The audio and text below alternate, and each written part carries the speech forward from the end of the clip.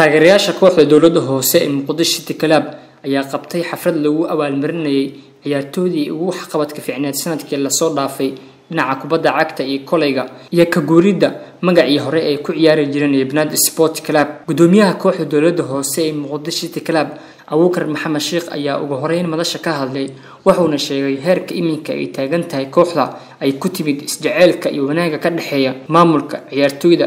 iyo taageerayaasha tan iyo kolkii oo la wareegayna hogaaminta kooxdan ay kooxda soo hoysay guulo waaweyn oo dhinaca ka qaybgalka tartamada gudaha iyo dibadda.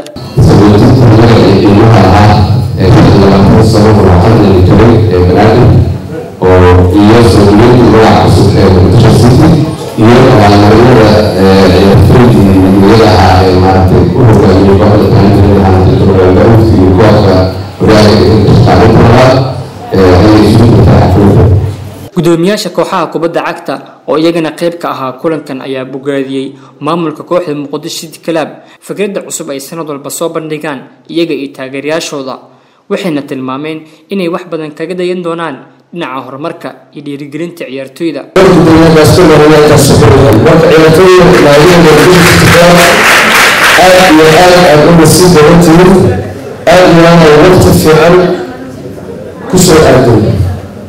كفاية لك نقدر نقول سير مرة قدامي لنا سير مرة موجود بين بحنا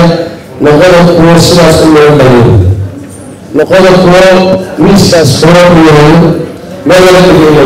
xogayaha gudoomiyaha gobolka Banaadir ahna duqa Muqdisho Axmed Xasan Yelxow ayaa sheegay tan iyo markii ay la wareegeen kooxda Muqdisho City Club ay dadaalo u galeen si lagu soo celin lahaa waxyaabihii aasaasiga u ahaa naadiga iyo iskaashiga kala dhaxeeyay kooxaha kale ee caasimadaha caalamka ka maamul ahaanna ay diyaar u yihiin garab istaagidda iyo ka warqabidda xirfadlayaasha ku ciyaara magaca dowladda hoose ee Muqdisho City Club. عاصمة الدولة نادياش كرس نادية عاصمة المقدسة لما تعالوا والطيران طيارات بحر الدولة وعاصمة الدولة الآن كان تعالى مدير اختراع عن كل إن شاء الله تعالى سورة الأمارة نسيت على أمور ما يخليه الدولة نادية مستقبلة هذه المعالي التعاون سيدي هرمر وكذا لهاي نادية مقدسة سكتة أرودا بركة لهاي أرودا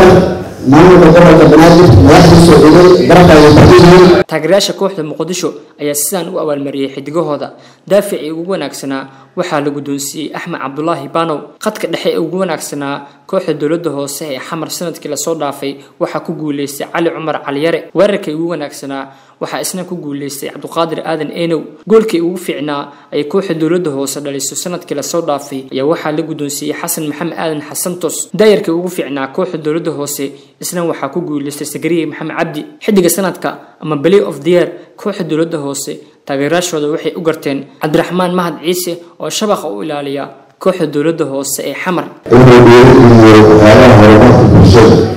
أنت المحسنية وروح الصومال والمات الورد عنها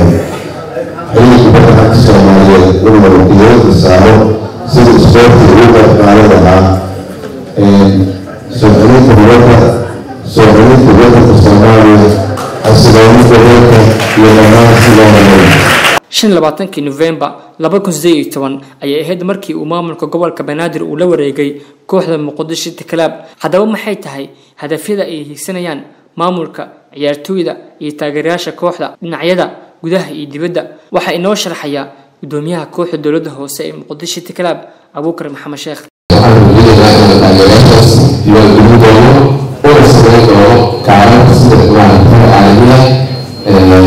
كاشف جهني كاشف مع قلك يكمل مع الولاية هذا